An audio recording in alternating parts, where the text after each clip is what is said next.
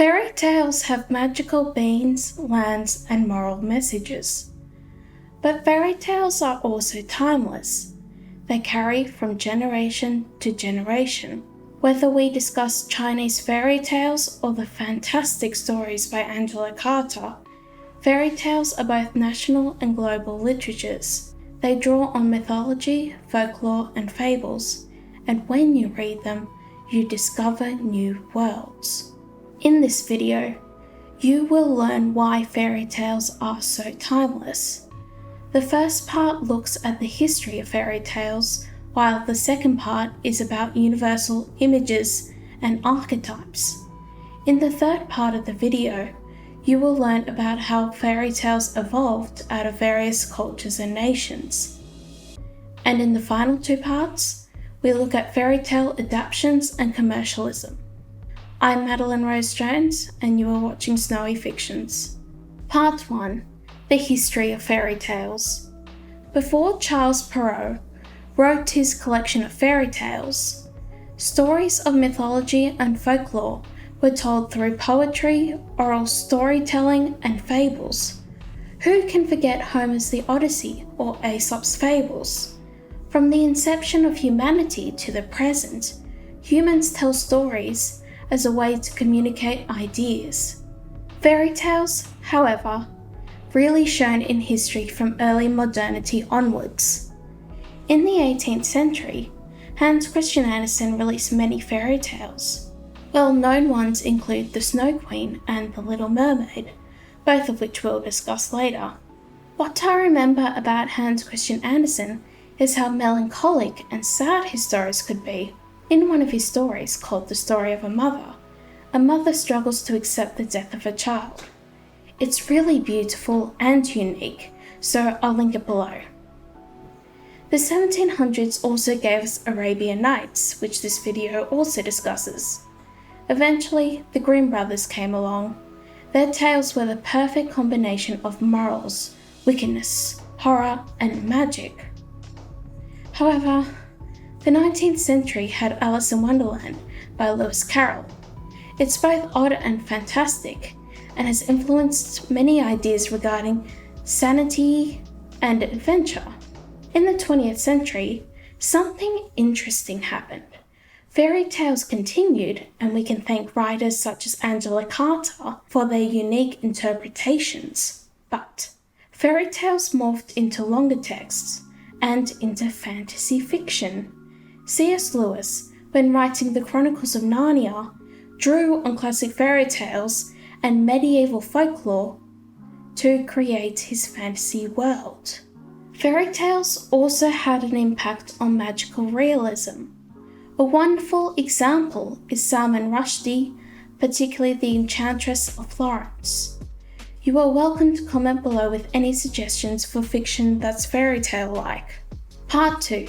Universal images and metaphors. To explain the timelessness of any literary work, we must consider the symbolism and imagery the text uses. In the case of fairy tales, they are memorable and last many generations precisely because of universal images and symbolism. This could be the use of archetypes. An archetype, in simple terms, is a recurring image in multiple texts. For example, a fairy tale archetype is the princess. The princess represents goodness, innocence, and love. You can find many fairy tales with the princess as a crucial character, from Shrek to Sleeping Beauty to Aladdin. Because of this, when we read a fairy tale and see a princess, we'll immediately make an association with goodness, innocence, and love, and really clever writers may subvert this or twist our expectations. Another symbol or image fairy tales use are children in peril. We all know the story of Hansel and Gretel, where the two children face threats, such as starvation and sinister witches. But at its core, Hansel and Gretel is about the fear of abandonment and hostile adults. Parents reading Hansel and Gretel may recognize the fear of losing their children And while they read Hansel and Gretel, they add their own personal experiences to the tale. These fears of abandonment, hostility, and loss are not unique to any time period. They are present through all of human history. This explains the timelessness of fairy tales because they can be applied to any time period. Wherever you are, and whoever you are, fairy tales will have some appeal to you. Fairy tales are shaped for universal human experiences of feeling alone, in love, scared, happy, alienated, or angry. What's clever about fairy tales is how they give emotional support to the reader. When you read a fairy tale, you can explore your dreams or wildest fantasies. Or, at its most basic function, you can enjoy a tale where the good guys live happily ever after and the bad guys face justice. This is an important point, but not all fairy tales are happy affairs. As said earlier, Hans Christian Andersen has many sad tales, and one of them is The Little Mermaid. There's no happily ever after for our mermaid. However, the fairy tale has a dreamlike quality and is emotionally engaging. Because of this, The Little Mermaid offers a catharsis for the reader. This is one example from many of fairy tales having universal appeal. Part 3. Culture and Nation. Often people say we live in a global world. There's certainly truth to that, but we are comprised of various languages, cultures, values, and nations. Although there are numerous exchanges of culture, it is false to argue that you can replace one culture with another and for there to be no change or impact. In the context of fairy tales, one from China will read differently than one from Japan. When I was reading Arabian Nights, I was kind of shocked by it, because it's so unlike Western fairy tales. There is more black humour, violence, and sexual innuendo.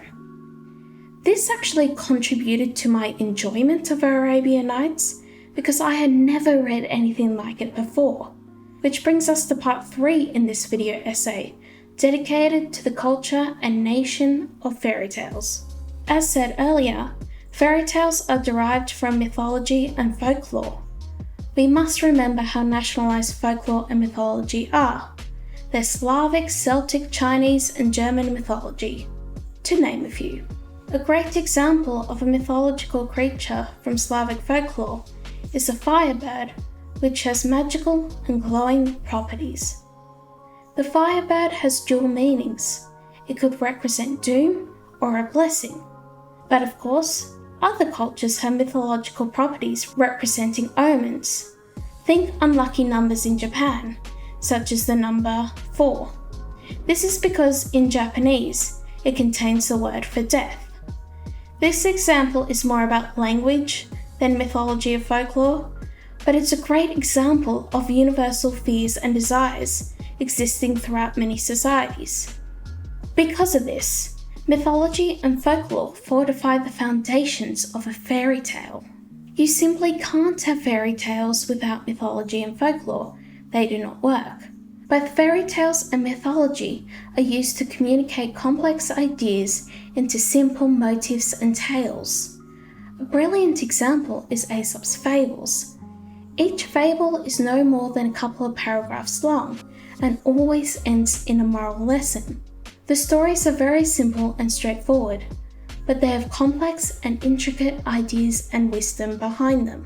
Fairy tales have unique characteristics, making it part of a national identity, like folk songs, nursery rhymes, and social customs. A great example is the Grimm brothers, who contribute to German identity by applying motifs from Germanic mythology and history. Remember, a national fairy tale does not need to originate from that country. Before the Grimm brothers wrote Rapunzel, there were Italian and French versions. But because Rapunzel is now associated with Germany and the Grimm brothers, Rapunzel is a part of German literary culture. However, When a fairy tale is adapted over again by different nations and languages, the fairy tale will partially lose some of its national identity. There are many versions of Beauty and the Beast, and it's difficult to argue it belongs solely to a certain country. Whether this is a good or a bad thing, I'll leave you to decide. But personally, I think it's mostly bad, because national characteristics can make a fairy tale unique and stand out. I enjoy the musical version of Aladdin, which came from Arabian Nights. Although the country Aladdin is set in is fictional, it is clearly inspired by Arabia. When you read Arabian Nights or enjoy the numerous adaptations, you will observe a distinct Arabian aurora. Part 4. The Art of the Adaptation. Fairy tales take different forms, such as oral storytelling, written short novels, short stories, film, poetry, and theatre. It's not uncommon for a writer adapting a fairy tale to use a different form. Take the Little Mermaid film, for example. It's a film, but the Hans Christian Andersen original is a short tale. This point is important because Disney does not have a monopoly over adaptation. Fairy tale retellings are found in young adult fiction, such as Melissa Meyer's Cinder series, to Angela Carter's version of Puss in Boots. A movie such as Frozen is not an explicit retelling, but combines fairy tales together, such as Hans Christian Andersen's The Snow Queen and the Grimm brothers' tale Clever Elsa. Every author has their own take on a classic fairy tale, and each adaptation should bring something new. Adaptations explain the timelessness of fairy tales because of the continued relevance they have. As said prior, fairy tales have universal themes and ideas, and this is applied throughout history in numerous formats. It's not just Disney who adapts fairy tales over and over again. Many authors, filmmakers, and artists do as well. An unfortunate side effect of adapting fairy tales is how they can be used for propaganda. An infamous example is the Soviet Union, where propagandists changed the fairy tales to fit the regime.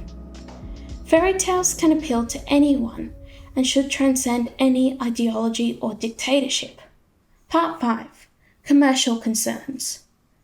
Fairy tales are often marketed towards children. However, literature with the readership of children can still be sad or horrifying. Many of the fairy tales mentioned, whether from Hans Christian Andersen or the Grimm brothers, are disturbing. The Little Mermaid by Hans Christian Andersen is tragic, but the Disney version is not. Andersen himself is not shy of happy endings. After all, the Snow Queen has one. Regardless of whether the ending is happy or sad in a Hans Christian Andersen fairy tale, the ending is earned. Whilst there is nothing wrong with happy endings, it is frustrating when the main association with fairy tales is flossy happiness. It's very easy to dismiss fairy tales as literature for little girls, but we should strive to understand the history, mythology, and symbolism present in every fairy tale. I enjoy the classic Disney animations, but I emphasize the literature coming before Walt Disney because there's more complexity and, dare I say, magic in it. Fairy tales are timeless because they represent history as well as universal experiences. They offer escapism, but also a dark mirror to our reality. Fairy tales may embellish reality, but they also offer an escape from it. Through the use of storytelling archetypes, numerous adaptations, inspiration from mythology and folklore, fairy tales are timeless. If you like this content, please subscribe to my channel and check out my blog, Snow Fictions. I post twice a week all about literature. Thank you.